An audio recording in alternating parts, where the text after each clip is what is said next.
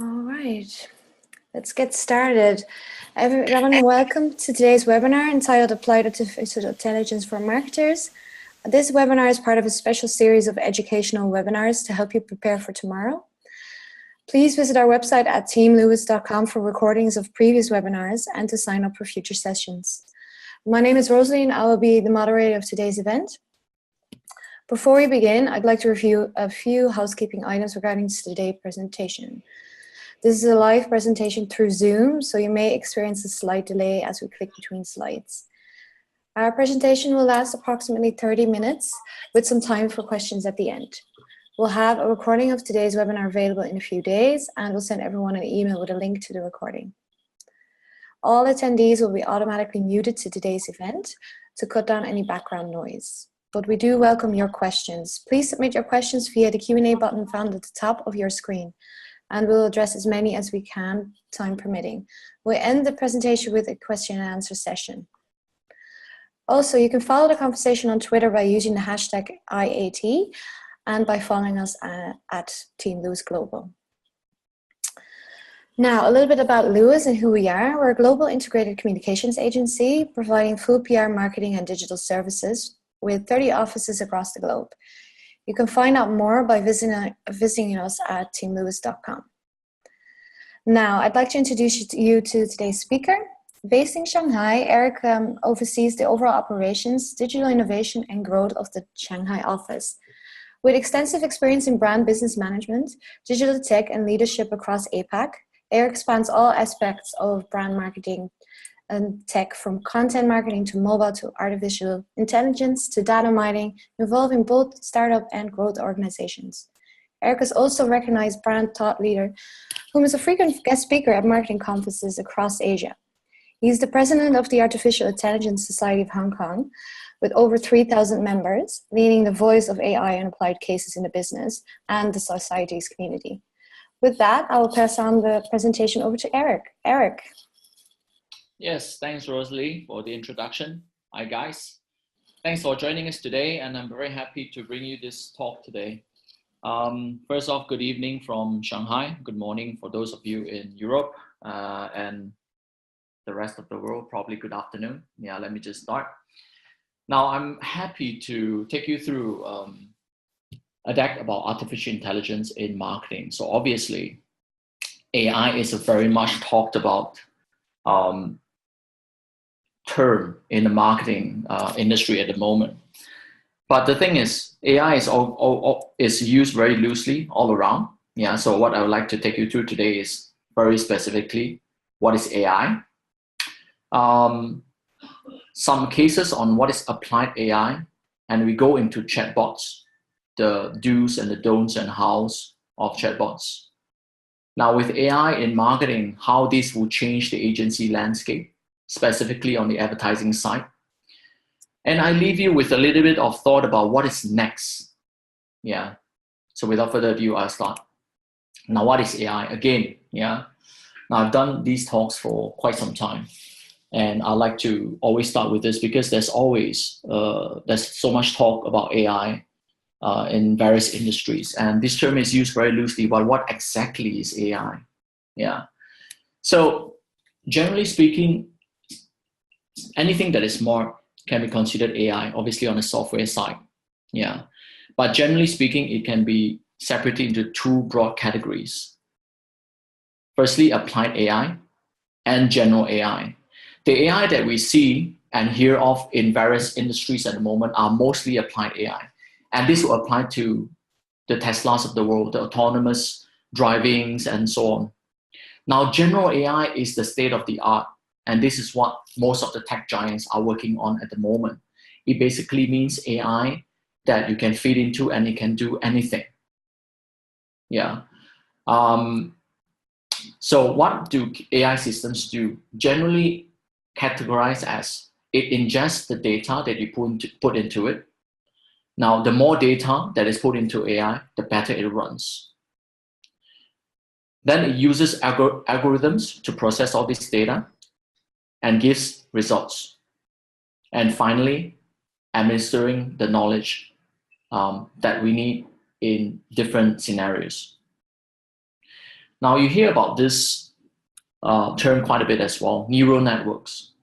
And what are they? It's basically programs and data structures that approximates how our brain functions. That's why it's called neural network. And I'll show you how similar it is to how our brain is operating.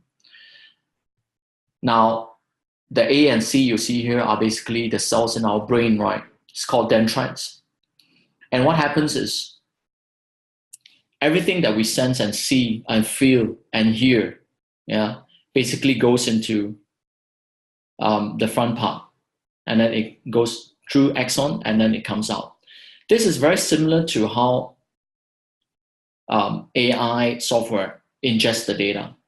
As you see on the B and the D, data goes in in X, comes out in Y, and it uses different scenarios to do that. Now, a lot of people don't know, but we have about 10 billion of these cells in our brain. And we have quite a significant computer running in our brain as well. And AI basically does that considerably faster and much more data.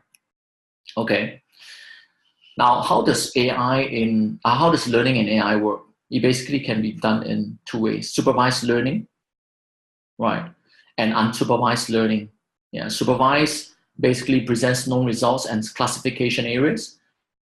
Unsupervised is where AI self-organizes knowledge into existing knowledge categories. And the learning can also occur in incremental and non-incremental setup. What this basically means is, while in use or in separate training before it is being used in real-world cases. Okay. Now, I spoke about data just now, and this is an area I like to speak about as well, to show at what state are we in terms of data. Now, we are experiencing a real global explosion in terms of data growth. A lot of people don't know that. From 2015 to 2020, there's almost 400% of data growth. Now, if we think that we have a lot of data now with content and content pollution, so on and so forth, but it's going to grow so much faster and exponentially that we cannot imagine. There's going to be 40 zettabytes of data in the world in 2020. And let me just show you what a zettabyte is for those of you who don't know. Just a little bit of trivia here. Now, I'm sure all of us can still remember the days of a 32 megabyte USB. Now, today, we probably won't carry anything that is less than a 64 G USB. And then there's terabytes, there's petabytes with 3 more zeros behind, there is exabyte, and there is a zettabyte. And as you can see, there's many, many zeros. Now, with the explosion of such data, it is quite impossible for humans to actually process this. So one would say that actually there is a need for AI systems to be in place in order to ingest all this data and to make sense of all the data that is out there. Now, which are the industries that's using AI most? Of course, we hear of the self-driving cars a lot, but the number one spot actually goes to pharmaceutical companies at 58% right now are using AI, obviously in different capacities and different cases, and so on and so forth. That's telecoms, energy, manufacturing, FMCG, which is also about 50%, healthcare, financial services, retail, and public sector as the least. So as you can see, many industries are using AI already. And behind with the examples is also what I'm going to show you. AI isn't that far away. It sounds so much like a sci-fi concept, but it's very much already upon us. And there's some of the cases I will show you. Which brings me to applied AI. Now, 98% of companies foresee benefits of using AI for their marketing. And 80% of marketing leaders say it will actually revolutionize marketing by 2020. In as early as 2013, BMW has already used this before. It is a dynamic and adaptive Q&A service. Today we call it Chatbot, right? But previously, there wasn't really a name for it yet. They used it quite early on. for the launch of their iGenius, their electric car category. They call it iGenius, where it can answer questions contextually from consumers. And a couple of years ago, even BBC used AI to track down new audiences for Sherlock, yeah, to amplify their reach. Because again, a lot of times we marketers do a lot of planning by assumption. We assume that our consumers are here and there. We assume that they are of a certain age, of a certain gender, and of doing different things, certain things. But using AI, you can actually ingest all the data and actually find where these consumers actually are. And BBC found that they've got pockets of consumers in some areas in Singapore, Russia, and so on that they have actually never targeted. All right, predictive customer service. With AI, we can actually predict how consumers might react to your brand. Now, the USAA used this software called Saffron to analyze thousands of factors and matching consumer behaviors to those of their individual members. They increased their customer satisfaction level to 88% using this, because it's able to predict that much more what the consumers want based on how the consumers have reacted with the brand prior. Predictive analytics. Now, I like this example because most of us have this, Netflix. Yeah, a lot of us don't know, but it's been used for some time already to serve you content that you want to see. It's predicting what you want based on how you have reacted and what you've watched on Netflix. And this is the same in Facebook. It's the same on Google as well. You realize that the more content you go through on Facebook of a certain category, you keep getting served this kind of content. Data tracking aggregation. Under Armour used this, whereby it's able to combine third-party data, right, with their own data to offer the best personalized experience to their consumers. Data such as weather and time of day, fitness, nutrition, and aggregate all these data to make sure that their consumers get a better experience with the brand. Customer segmentation. Now, for the longest time, one of the biggest barriers for data for certain companies is the data exists in silos. It's either in CRM, in the operational cycle, in email, in social media, so on and so forth. These data don't talk to each other. Now, using AI, and this is one example, ArgueOne, they are able to cluster first-party data, third-party data, and using all these cross-functionally with machine learning and learning from its user behaviors in order to target what the consumer wants.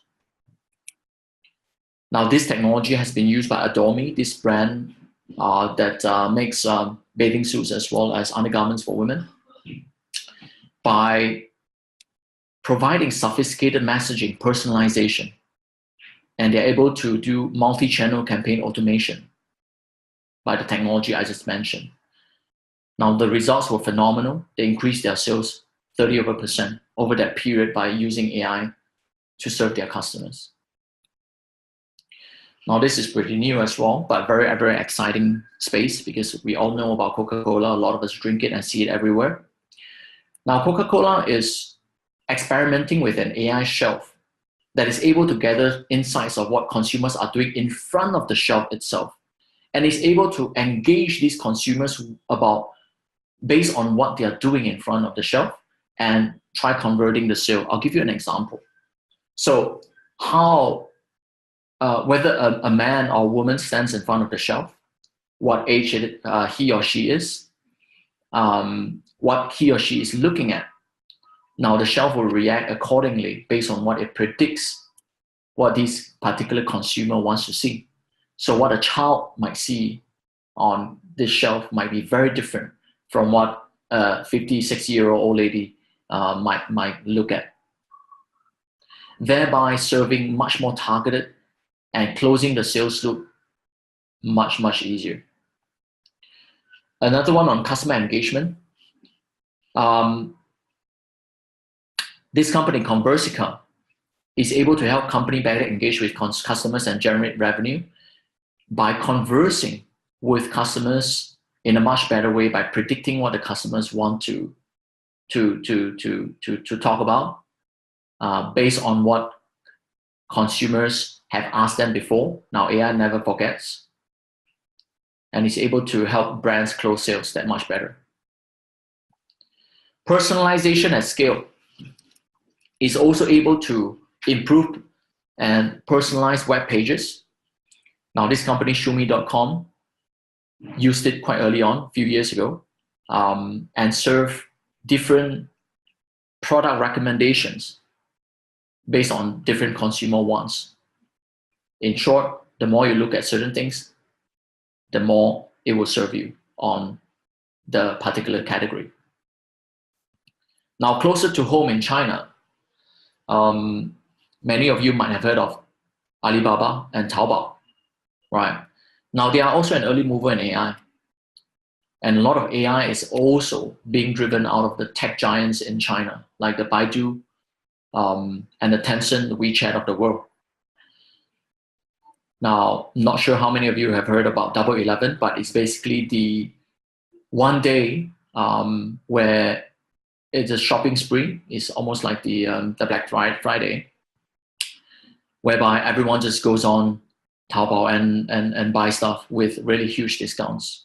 Now, how AI has helped Taobao is it generated 6.7 billion personalized shopping pages for consumers.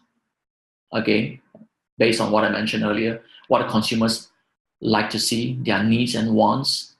Maybe the page that I see will have a lot of certain kinds of products that I've seen before and I'm interested in, of a certain color, of a certain layout. They are all different. Now, it doesn't get much more personalized than that with almost 7 billion pages.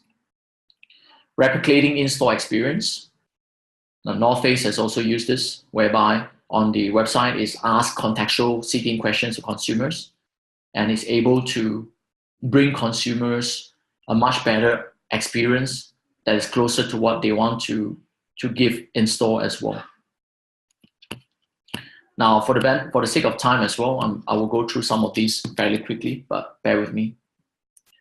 On market research, a study on Stanford and Cambridge actually found that true AI is able to predict a participant's personality by just 10 Facebook likes. Imagine, whatever we click on Facebook, just 10 likes. Brands will be able to see and tell your personality and able to target these consumers that way. It also exists in programmatic advertising and how AI is changing the dynamic of programmatic advertising. Now, for the longest time, especially recently, there's been a lot of issues with programmatic ever since P&G's Mark Pritchard mentioned this as well. A lot of issues with programmatic like fraud, transparency, brand safety, and viewability. It's not able to be solved by the media agencies. Now, using AI as well, is able to go into this data and find consumers and target them with machine-tuned precision that's never before achieved, in addition to predicting what the consumers might want to be looking at. Now, what is the state of marketing right now? Now, Salesforce did a survey of 3,500 marketers, and it says that high-performing marketers are 2.2 times more likely to be using AI compared to underperformers. And in the next 2 years, AI is actually the technology that is most likely to be used in marketing at 53% growth, way above others like IoT, automation, social listening skill platforms, so on and so forth. Now, the next part is about chatbots. I'd like to take everyone through this category as well. By 2020, 30% of web browsing will be done via chatbots. and 85% of customer interaction won't require humans. Gartner says that. Let's look at what it means. Now, messaging is the new norm, and there are actually more users in the big four messaging apps compared to the big four social networking apps now. More users on WhatsApp, Messenger, WeChat, and Viber compared to Facebook, Instagram, Twitter, and LinkedIn all added up together. And 66% of consumers actually prefer brands to reach them through messaging apps. They're used to messaging. And 85% want to get messages from brands and answer them in the same channel.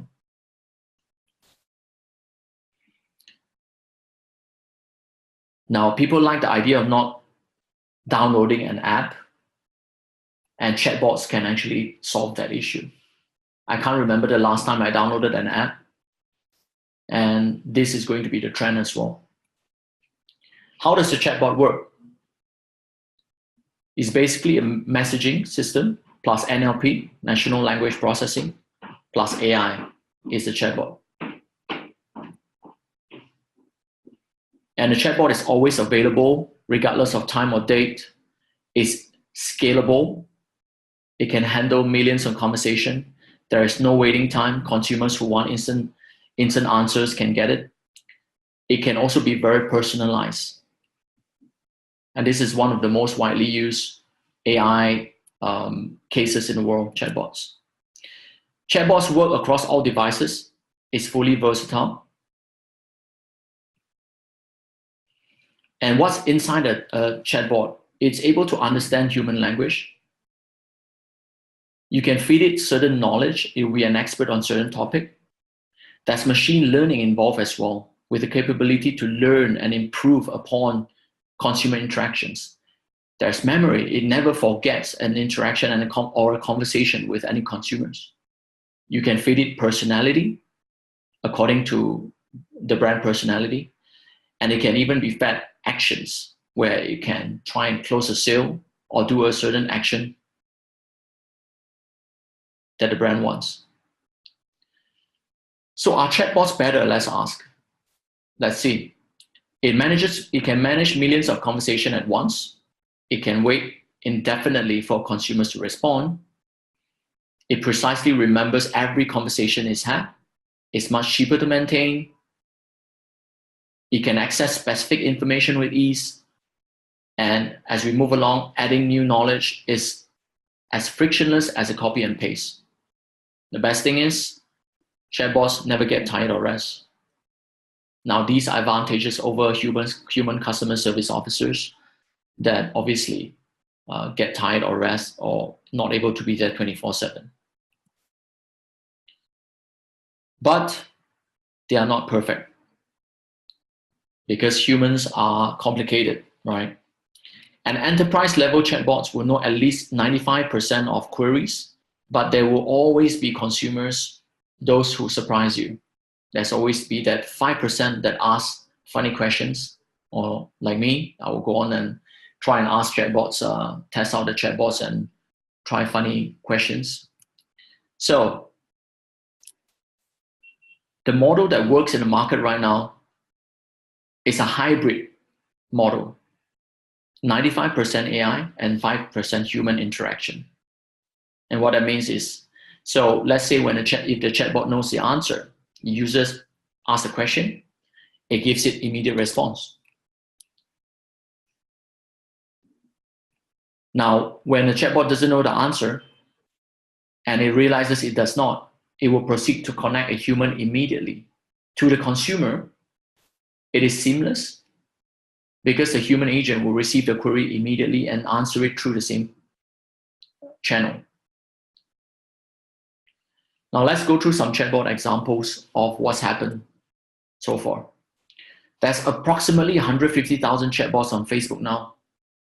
And there's a Discover tab on Messenger that makes it easier for users to find and engage brands and chatbots. A lot of chatbots out there. Obviously, some good ones, some bad ones.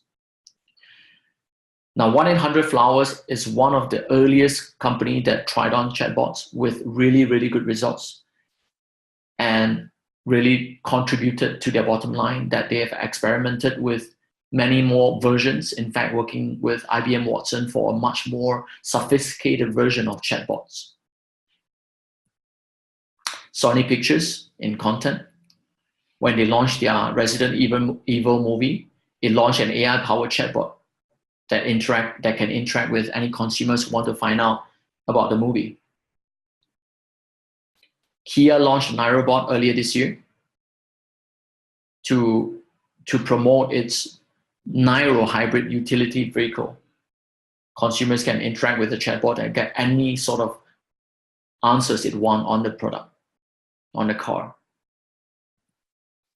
Now you can even give a personality to a chatbot. Tommy Hilfiger created Tommy Girl in a fashion that has like a diva and fashionista personality, and giving people access to exclusive fashion content. Similarly, Disney used this. They have this Miss Piggy bot, Zootopia bot, that is very fun, cheeky, and spirited. That is very, very much close to what the brand as well as the cartoon wants to convey. Closer to China, I'd like to bring you some examples in China as well. It's also very widely used in certain areas. This is an interesting one. It's called a Xian'er chatbot. It is a monk.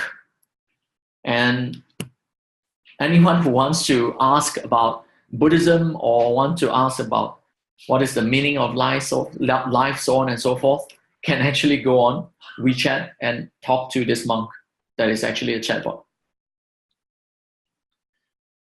小爱机器人, Little Eye Robot, can answer queries to consumers on anything like weather, flight, schedules, news. You can even ask it a joke and it will tell you a joke. Banks are one of the industry that has the most widely used, wide usage of chatbot. In fact, most banks are hopping onto the bandwagon right now. In China, it's been done for about a year already, so loosely speaking. And in this bank alone, ICBC, it replaced 9,000 customer service officers because they had this chatbot that can interact with consumers that much better. Microsoft in China has a Xiaoping chatbot, now in its 5th iteration, and again, interacting with users on many daily uses. Now, we also have developed recently our own chatbot. We call it the Louis chatbot, the Louis wechat-bot, because it lives on WeChat. And we are the first agency in China that has built a chatbot on our own WeChat. It looks something like this. Let me just show you. I hope you can see this video. Basically, users say hi. It will say, I'm from Louis and I'm a chatbot. You can ask the chatbot anything like, what is Louis? What does it do? What is your offering? Who are your clients? So on and so forth.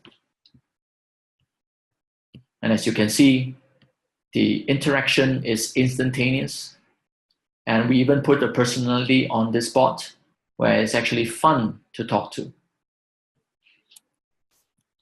Next, I move on to, we spoke about AI, we spoke about some examples of how it's impacting marketing, how it's being used. We went a little bit more in depth about WeChat as or chatbot as a use case of AI. Now let's also spend a little bit of time to talk about how this will change agencies, specifically creative agencies. Now, for the longest time, advertising is a communication of one-to-many. From the days of the Mad Men, a billboard, everyone looks at the same billboard, to today, programmatic advertising, where you are serving ads to different users based on their need and what they want to see. With AI, we are moving back to a one-to-one communication. How do we do that? Now, I think in the future, more and more, we are moving towards dynamic creative optimization, which means the program, the AI software, can change creatives on the fly. It can, based on demographics, again, personalization, whether the particular consumer is in Japan or in Thailand or in Bali, what it likes to see and go, it will all be different. So say 1 million consumers might get 1 million different creatives. And in terms of design, interesting things are happening there as well. Adobe is using AI to automate graphic and web design using its deep learning algorithm. It can customize user content. Things like filtering, reimagining user interfaces, simple tasks does not require designers anymore. In ads, Saatchi & Saatchi LA use AI on Toyota's Facebook campaign, whereby it can find out 1,000 different interests of users to be able to cater to their needs that much better. On music, Juke Deck is an app that uses AI to create music. And Coca-Cola is experimenting with this company with what they call automated narratives. AI will create the music and edit the music for Coca-Cola commercials. Now, in terms of the structure, this is what an agency structure looks like at the moment. You see account executive, analyst, media planner, strategist, designer, writer, so on and so forth. But the agency structure of the future will require software engineers, data strategists, developer, coder, technical director, programmer. And with automation, there's going to be loss of jobs in advertising. And McKinsey report says that there's 8.2% chance that graphic designers will lose their job because of automation. The professions that require routine work might be at risk.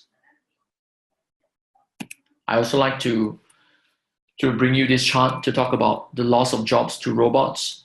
The highest percentage of robot workers is in Korea, where there's 4.78 robots per 100 workers. That's 4% of the workforce is automated by robots. In Japan, it's 3.14, Germany 2.9, US 1.6.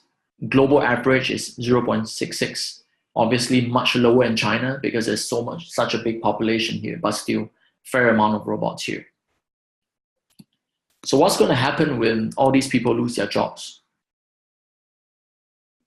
Some countries are experimenting with this thing called universal basic income, which means providing a certain income just by being, regardless of their income or work status, meaning just by being citizen, you get some money. So Finland, Switzerland, and Netherlands are experimenting with this at the moment. I think they've done so at various stages for about half a year to a year already. And it will be interesting to see how this works out.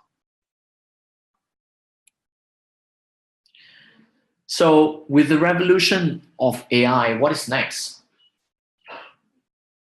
Obviously, there's a lot of talk about whether AI is going to end the world. Elon Musk says that quite a bit. There's also the good part of AI. There's just so much AI flying around, but I'd like to zoom in a little bit more on marketing and leave you with a couple of questions. Now, as the computer knows more and more what we want, it's going to eliminate the need to search because it already knows what it's going to serve us rather than us going to it, to the information. The information is going to be coming to us, serving us. I put this example here of Wavelaser, this contextual, this travel agency that uses contextual robots to help its consumers know where it wants to go, where he or she wants to go before they even ask. So the question is, where does this leave SEM and SEO that we've been doing if there's actually no need to be searching already? Chatbots, we went through that a little bit. Now, chatbots are the lowest barrier in terms of AI adoption because they are simple, they are cheap, and they are about to be everywhere. Will we still need apps? Are brands still building apps? There is actually no need to, because a chatbot can actually point you the way. It's so much cheaper compared to the old days of building certain apps or certain things. Now with that, I actually come to the end of my presentation, and I would like to give this back to Rosalie to see if there's any questions. I hope you find it useful, and that's the end of my presentation here. Great, thank you, Eric. Okay, we'll go ahead and take some time for questions now. Just a reminder, if you haven't done so already, please be sure to submit your question by clicking the Q&A button at the top of your screen. Looks like we do have some questions. So when it comes to marketing and AI, you said that chatbots might replace apps. Surely you still need to have some sort of, especially for certain products and certain marketing branding that you want to do, you want to maybe versatile it a bit. Do you see that chatbots will have, one company will have different types of chatbots? That's a very good question. The thing is, with a chatbot, you can actually give it different personality depending on the campaign or the certain product that you want to launch. You can obviously, the enterprise level chatbot can be on the brand. But let's take the example of Disney. Now, Disney might have a bot, generally speaking, on the brand itself. But when they are launching different movies, it'll be good to have different chatbots as well so that consumers know what to go on for. So Zootopia has its own bot. Miss Piggy has its own bot, and as you saw, the other movie, Resident Evil, has its own bot as well. And Toyota launching the car specifically on that car. Yeah, but the point is, now the days of building apps are so much more expensive, and this is a much better alternative way that gives a much better consumer experience as well. Because with apps, there is still the need for the consumers to come. It's still very much one way compared to what a chatbot can actually do. I hope that answers the question. Okay, thank you. We have another question. What is the price range that we should be thinking of when it comes to creating a WeChat bot? A WeChat bot or a chatbot? A WeChat bot? I think this is WeChat WeChat is obviously in China. Yeah. Now, as with everything, there's always the good, the bad, and the ugly, right? There's a good way and a easier way to do it, depending on how sophisticated the bot wants to be and how many consumers it actually is needing to cater for. Yeah. So a company, for example, an FMCG client, a P&G of the world, will obviously need a much more sophisticated bot because their products are mostly FMCG, and there's just so much different scenarios or so many questions that these millions of consumers might ask. Now, at that level, it's going to be quite expensive. It can cost anywhere from 30,000 US to 100,000 US, depending on the complexity. I know I said it's cheap, but again, if the brand is much more niche, the cost can go way down to 10,000, 15,000. But don't forget that chatbots can live for a long time. It's not like, over one campaign and is useless anymore.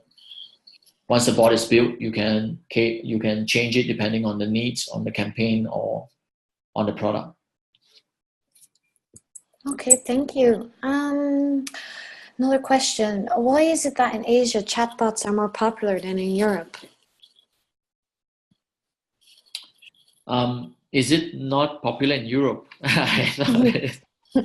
Maybe that is the first question. What is it more popular in Asia than in Europe, maybe? I think across the state of the usage of chatbot around the world is pretty much similar. a lot of brands are still experimenting with it. I have to say that it's obviously not for everyone, but depending on the needs, there is a lot of benefits that a chatbot can bring. I wouldn't say that it's much more used in Asia compared to Europe. I think it's almost quite similar that you see there are a lot of bots out there. I mentioned there's 150,000 bots on Facebook. In fact, it could be more already. There was an old figure. A lot of that might be individuals creating it, small brands, startups. But I also like to defer. There's actually many brands using it across the globe. A lot of times we don't realize that it is we are actually talking to a bot. Yeah.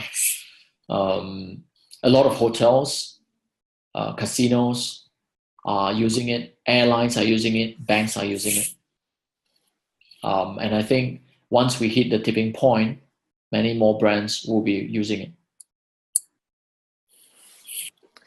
All right, thank you. Another question. Apparently, one of the slides did show that there was more bots usage in Korea and Japan. Is that overall bots, or is that particularly chatbots? Oh, overall bots. That's not just chatbot. Yeah, it includes like the automating arms and all that. All right. Another question. Do you already have the Chinese NLP data set? If so, will this reduce the development friction of implementing NLP in WeChat chatbot? Well, we do it in several layers here.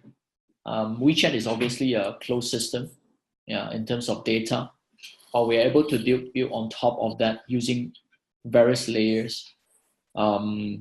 Yeah. So it's not a problem for us here. All right, thank you. Do you have to create different cultural information into the chatbots? Different what, sorry? Cultural information. I suppose, do you have to adapt it to certain cultures, perhaps? I think that's the question. It really is dependent on how you train the bot. Yeah, because once the bot is built, basically it does not know anything, right? It gets better with training. It gets better with the information that you feed it, and it gets better with interacting with more and more consumers. Let me just put it this way. Now, we might feed it a certain information of a certain question, and a month down the line, we might realize that consumers actually don't ask questions that way, or they are interested in certain other things. And that's how AI with NLP works, in order to actually understand more contextually consumers are asking these kind of questions, and it will adapt by itself. Obviously, there are human element involved in terms of the backend, whereby we help train the bot on this area as well. All right. What companies are the most popular vendors of chatbots? That's another question. Depending on what part of the world, though, that's a very, very wide question. There's a lot of providers. Like, obviously, Lewis does that too. So if you are interested, please feel free to get in touch with the Lewis near you. Great answer. Well, thanks for that. What are the challenges of creating a chatbot?